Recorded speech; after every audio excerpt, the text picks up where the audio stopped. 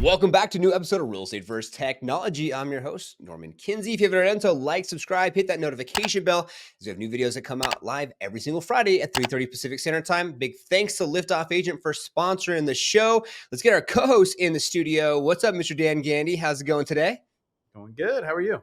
I'm doing well on my side. I know before we got on the air talking about the weather being amazing, we got our triple play. Can't wait to introduce our guest today. And what do you think, Dan? I think the theme on this one so far is going to be like, it's just keep it simple. Stay in contact with your clients. Text great. But we got Kim from Miami, Florida on Real Estate vs. Technology. Welcome to the show. Excited to have you with us today. Thanks, guys. So happy to be here. Thanks for having me. Of course, of course. So the show's about you. Want to deep dive a little bit into your story, what's working, so we can share that with our audience, so they could potentially follow in your footsteps. So it looks like you're crushing on social media. You're in Miami, Florida. Beautiful weather for all of us. Oregon, Arizona, and Miami here. It's beautiful for all of us. But why real estate? How long you been in? Why'd you get into the game of real estate? Oh my God. Wow. I'm really going to date myself here. So I came into the world of real estate with my husband. He owned a mortgage company. And I came into real estate as a mortgage broker. So I have that mindset. So every time I'm working with a buyer, it's like, okay, tell me your whole story. Let's find the solution. Because down here in Miami, especially in the condo market, it's not so easy. It's not so it's not so easy to get people approved. So, and then, I actually shifted into transaction coordination. I started my own transaction coordination company. And I always had this faux pas about realtors for some reason. I was like, oh God, I'll never become a realtor, Here And we are. yeah, here I am. And I got to tell you, I wish I made the shift earlier. I absolutely love what I do. I love being able to utilize my skill sets from a mortgage broker to a transaction coordinator. So, not to hype up myself or anything like that. I feel like I'm a real knowledge broker where I come from that place where I can really, really help my clients. That's awesome. Beautiful family, by the way. I see it in the backdrop there. Thank you. Yeah. Beautiful Miami. Gotta love our oceans. You gotta rep the ocean. So that's great. So from mortgage to then on the transaction side, coordination side, and then now the real estate side. So you have more of a different perspective of the three different areas. That's awesome. And then with technology, social media, it looks like you've really adapted to being consistent, putting yourself out there, getting on video, and what was like some drivers behind doing what you're doing online?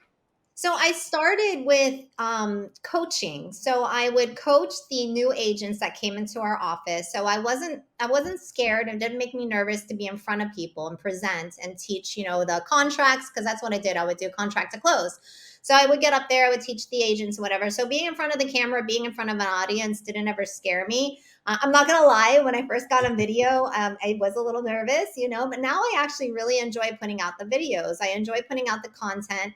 I enjoy educating people because I really want to be able to educate people, because they need to understand that it's not an easy process. I mean, this is the biggest purchase that someone's going to make, and you want to understand that they're doing it correctly, and they're making the right purchase. So, are they going to buy a home? Are they going to buy a house? What direction are they going to go to? And just kind of give them the different solutions that are available.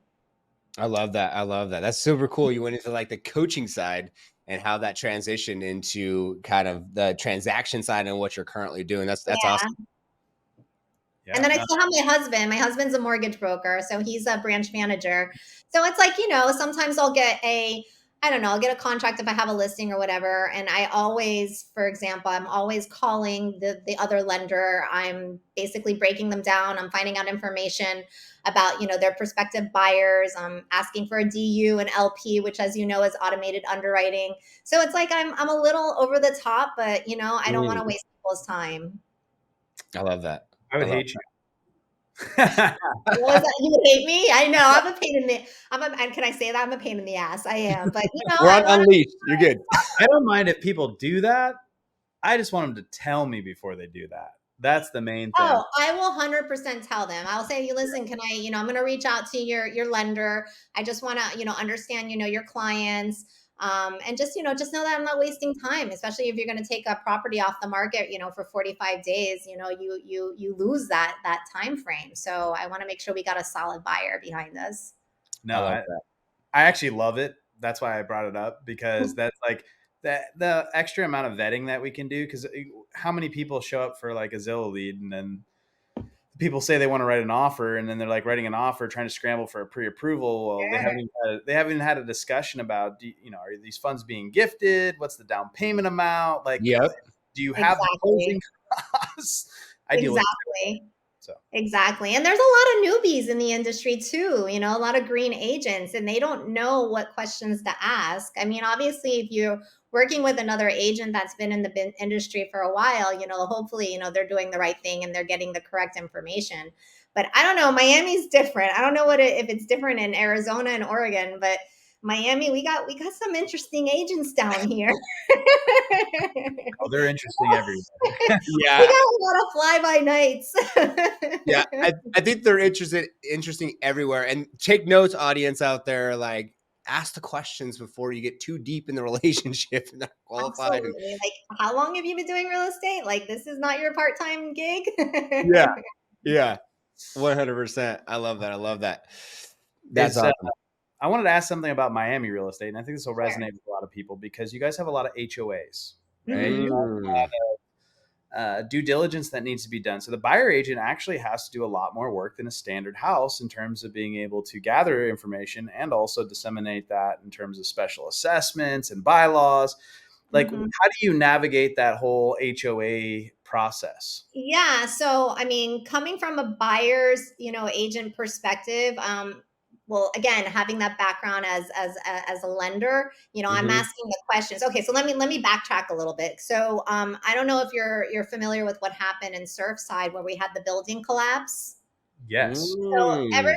So ever since that building collapsed a couple of years ago, the litigation and standards have changed a lot. So all of these condominiums now in Florida are undergoing a certification process where they're having engineers, they're going through the building, they're checking it out, making sure it's structurally sound, mechanically sound.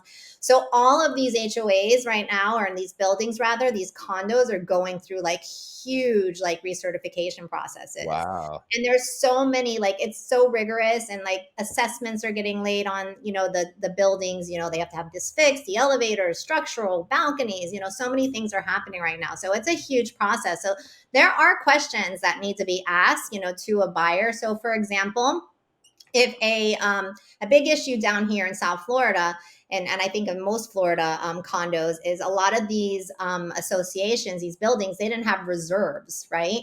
Yeah. And banks Mm. would require, if you wanted a certain amount of financing over more than 75%, you had to banks would require that these buildings had reserves. And now what's happening by 2025, now all these buildings are required to have reserves in their bank accounts, and it's a requirement by law. So many changes have taken place here in South Florida. So being like a novice or a green agent, I mean, yeah, you'll definitely get lost in the shuffle because there's so many things happening. If a building's going under some type of renovation, a certain percentage of that renovation has to be completed for a lender even to consider lending on that building. Interesting. So yeah, when you talk a lot of due diligence and trying to figure out how to navigate through the buildings, it's a lot of work. Yeah, it's and kudos to you for understanding this, because I brought it up on purpose, because I'm kind of familiar with the Hmm. market, because I have family down there, and most people are buying condos, townhouses, those types, even residential neighborhoods. A lot of them are in HOAs, right? So Hmm. I think when you have an agent that's not familiar with that stuff, it puts you at a disadvantage, and I think that is a deal breaker for most, because they find out the impact or consequences after they On your purchase. contract, Yeah. and you're wasting all this time, and it's just like you're spinning your wheels for nothing, and I mean, that's assessments. We talked about, like, going through the what is the word I'm looking for, like going through like the whole renovation portions of it and Yeah. Yeah. whatnot. But then you have a lot of these buildings that have litigations on them, and depending on the level of the litigation, a lender won't lend. So it's like in the very, very beginning, if you're a listing agent, now going back to the listing agent, you have to have these conversations with your sellers. And a lot of the sellers don't know. And if that's the case, you have to have a conversation with the management company. You need to understand, what type of litigations does the building have? Is it going through a current, assessment? What's that assessment? How long? What's included in the assessment? And you have to find out this information, because when you're tagging a property in MLS, right, in the multiple listing service, it's like, okay, is it going to be a finance deal or is it going to be a cash deal? Mm. Because most of these condos, you can only tag them as cash because lenders won't lend on them. Wow. Listen up, everyone out there who's in Florida. Huge. Lots is going on over here. Yeah. But, in the long run, I think it's going to be for the best that unfortunately it takes something horrible to happen for things to be, made better. And like I said, by 2025, I'm sure there'll be a little give and take there. All these buildings are going to have full reserves to basically pay for the issues that they have to bring, the buildings into sound, bring them up to code. Wow. And that's good. That's good. It is a good thing. It's just a pain. It's just such a pain right now, right? Because it basically puts your brakes on everything.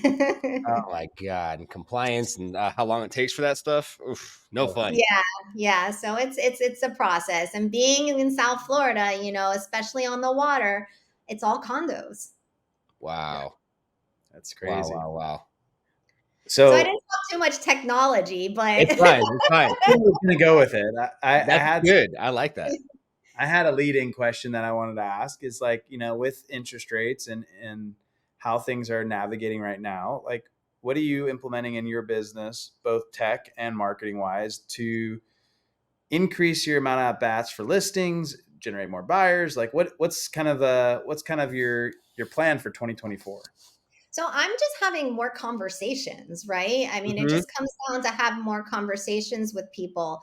Definitely, the social media is, you're in people's faces. It's funny. I haven't, I'm kind of new to social media. I think just like most people have been at this probably since the pandemic and doing it probably ridiculously wrong in the beginning, following a lot of amazing, because I think that's key, right? You follow like a handful of amazing agents that are doing it right. And you just kind of just, rip off what they're doing. Cause that's what it is. I'm a Tom Ferry client, so I get a lot of direction from them as well. But I think right now it's just key to having conversations and just like staying part of your sphere. Yeah. No, that's good. That's good.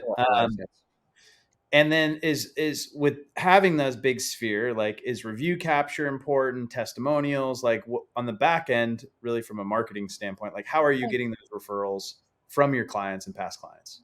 It's funny. I think it's very indicative of my personality because, I had this conversation with my coach the other day, and he's like, okay, I said, my Instagram is hardly growing. I mean, it's all organic, but it's just like, it's growing like a snail. And he's like, well, one thing you haven't done, Kim, is that you really haven't identified who your avatar client is. And I'm like, well, I don't really have an avatar client. I mean, it's South Florida. We're like a huge cultural melting pot, And he's like, well, then you really got to focus on a certain area. And I think that's where I've kind of shifted gears and just really focus on, because I would go to South Miami. I would go to South Beach. I would go up to Broward, which is not Miami. It's like Fort Lauderdale, Weston, I mean, I'll still do it, but I would really just focus like very general as far as my marketing. And at least now what I'm doing is just to really, really focus more on that avatar location, not necessarily the my client. So that's why you'll notice there in my title, it says Aventura North Miami Real Estate Agent, because those are the areas that I'm concentrating on. That's everyone. And what have you seen as far as the change, getting more focus for our viewers and listeners in a specific area? Because some people are like, hey, I work with, everyone from all age types, because, there's downsizers, move up, relocation, speaking of relocation, I'm sure a lot of people relocating your location, especially after COVID. How has that impacted your business? Have you seen more relocation clients or specific things that you maybe didn't see before? Yeah. So, I mean, for me, like shifting, I think you're talking about shifting gears, right? Yeah.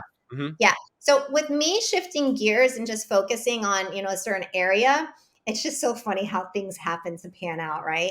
Right? So there's this building, and I'm not going to say the name because it's become my farm.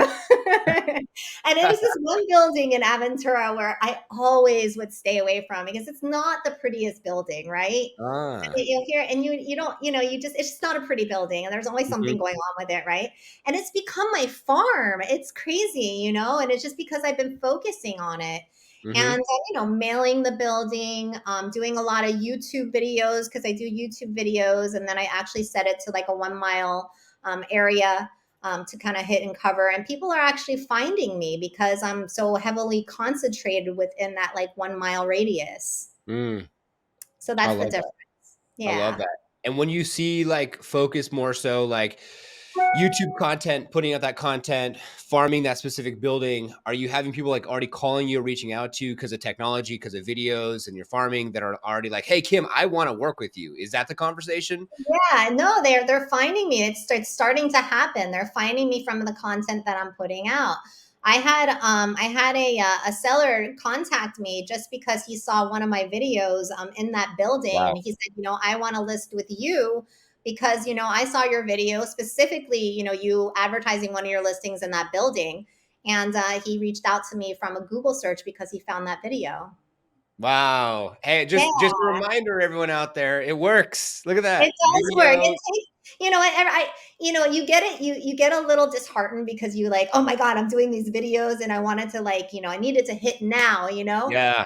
It doesn't happen like that. It's just little tweaks you see like organically growing every day. And Hmm. you're like, oh, I'm doing it.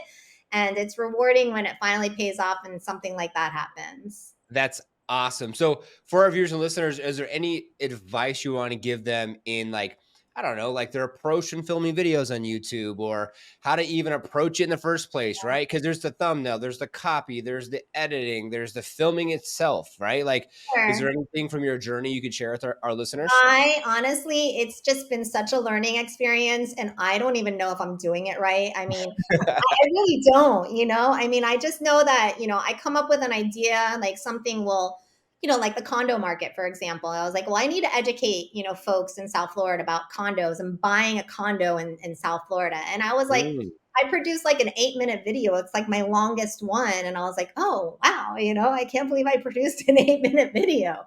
let's But, go.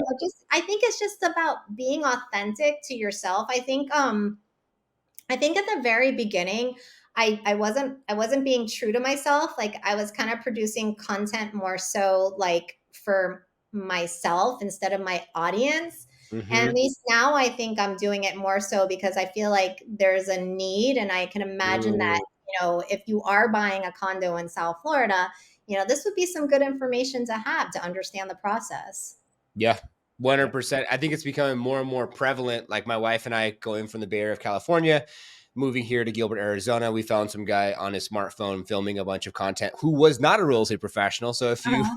are listening to this, you might want to get on YouTube. And it was so helpful. I didn't have to fly out. I didn't have to rent a car. I didn't have to get a hotel. I mean, we had some family here, didn't really want to, bug them. We just busy, right? So you just go online, you do some research on Google, find YouTube and watch some videos. So I like that. I like that. Get on video out there. Kim On has some. video. Yeah, I mean, I know it's hard, at first to kind of, get to that point, but it's a good place once you get there. It feels good. I love that. I love that. That's awesome. And actually, it's funny. So YouTube, believe it or not, they want 15 minutes to 30-minute videos on the long form stuff. So the fact that you did 8 minutes, that's huge. I'm So getting there. I'm getting yeah, there.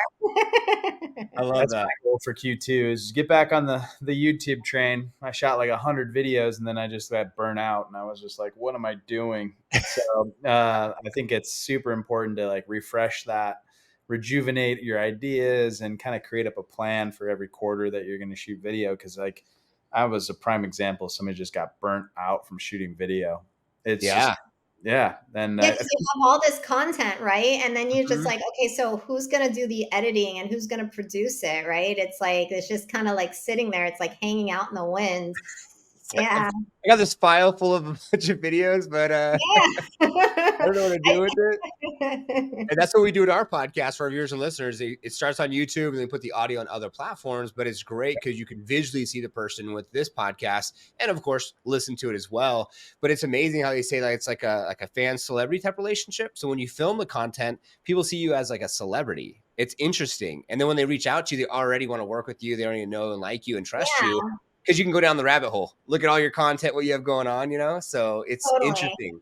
And that's why I feel like, you have to be genuine and authentic, like true to yourself, because, I think in the very beginning I was just like, oh, I have to be this like, bougie, real estate agent, like, these little professional, like, photos. I mean, don't get me wrong. I still have to do my hair when I, do a video, but yeah. Of course.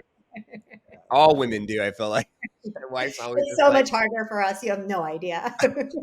Wife's like, wait. Hold on. I'm not ready. Give me my hair really quick before I get a video. I have lip gloss on. Yeah. Yeah, exactly. By that time, I'm like, all right, I'm not motivated anymore for this. You're fine.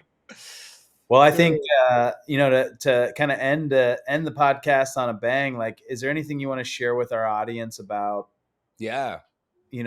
getting started? You've been in this business a while. So I think coming from somebody who has the experience level, like, what is your tip to people who are thinking about getting in real estate or just got licensed that can help them shave off some years and some if you're new to the industry, 100% get with a team. I mean, there's like no doubt about it.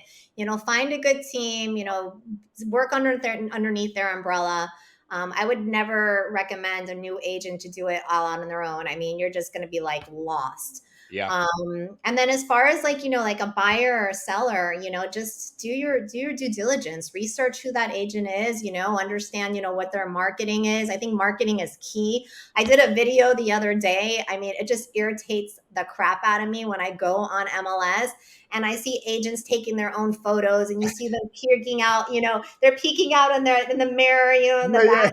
I'm like, come on. I'm like, this is the digital age right now. I'm like, seriously? So it's like, as a seller, as a buyer, do your research and make sure you're using somebody that's, been doing this for a while and ask them about, what their marketing is.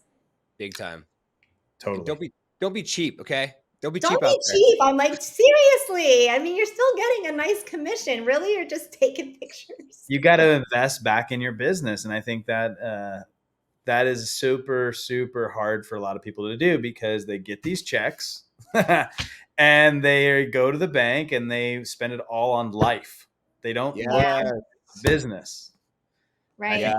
That's the most important. That's a whole other podcast, right? You read my mind. I was going to say the same thing. Yes. Balance sheet, pay yourself a paycheck, P&L. Yeah.